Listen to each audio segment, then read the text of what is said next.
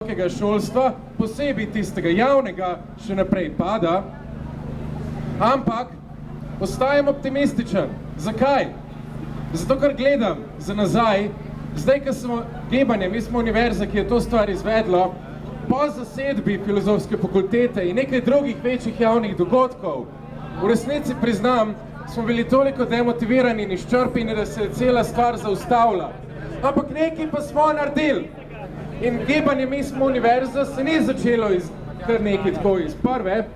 Predtem je obstajal cel kup iniciativ, organizacij, podvigov, ki so se zaustavili še mnogo prej. In gledam zdaj, po gibanju Mi smo univerza, kaj vse imamo.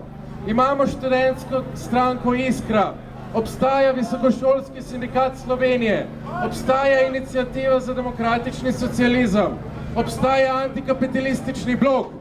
Te ljudje delajo naprej in en aplavz za njih.